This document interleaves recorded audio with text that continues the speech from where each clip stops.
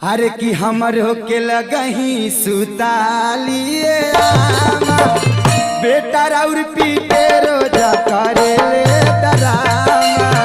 हमरो के लगही सुतालिए